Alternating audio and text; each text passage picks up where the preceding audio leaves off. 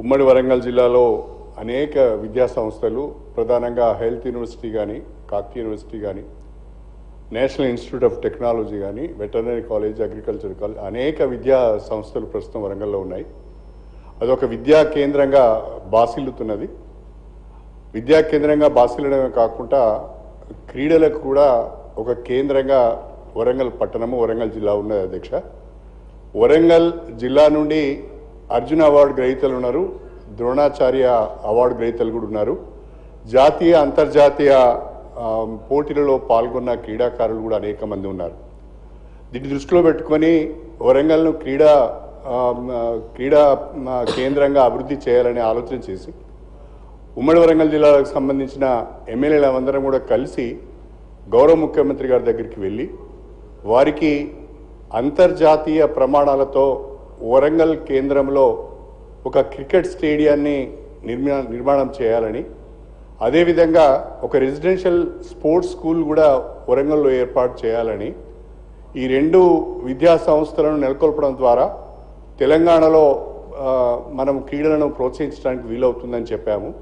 వెంటనే ముఖ్యమంత్రి గారు స్పందించి మన తెలంగాణలోనే హైదరాబాద్ తర్వాత అతిపెద్ద పట్టణం వరంగల్ కాబట్టి వరంగల్ అన్ని రంగాలలో మనం అభివృద్ధి చేయవలసిన అవసరం ఉన్నదని మాతో ఏకీభవించి తక్షణమే క్రికెట్ స్టేడియం నిర్మాణానికి స్పోర్ట్స్ స్కూల్ ఏర్పాటు కూడా వారు ఆదేశాలు ఇవ్వడం జరిగింది. అయితే తాత్కాలికంగా ఇప్పుడు జవహర్లాల్ నెహ్రూ స్టేడియంలో తాత్కాలికంగా స్పోర్ట్స్ స్కూల్ మాత్రము ప్రారంభించుకోవడం జరిగింది. అయితే క్రికెట్ స్టేడియంకి సంబంధించి శాశ్వత ప్రాతిపదిక పైన స్పోర్ట్స్ స్కూల్ నిర్మాణానికి సంబంధించి మనము ల్యాండ్ ఐడెంటిఫికేషన్ చేసి నిర్మాణాలను చేపట్టవలసిన అవసరం ఉన్నది.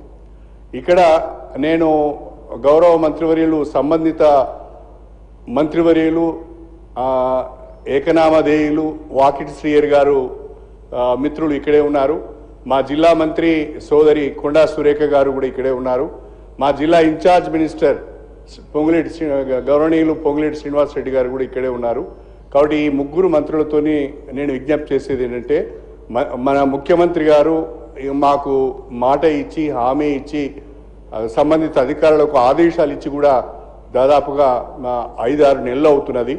తక్షణమే దీనిపైన ఒక నిర్ణయం తీసుకొని త్వరితగతిన వరంగల్ కేంద్రంలో క్రికెట్ స్టేడియం నిర్మాణానికి స్పోర్ట్స్ స్కూల్ నిర్మాణానికి చర్యలు తీసుకోవాల్సిందిగా మీ ద్వారా ప్రభుత్వానికి విజ్ఞప్తి చేస్తున్నాను. మినిస్టర్ గారు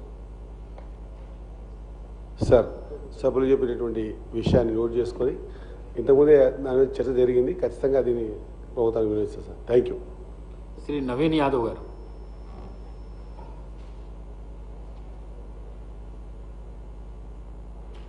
హలో, థ్యాంక్ యూ సార్.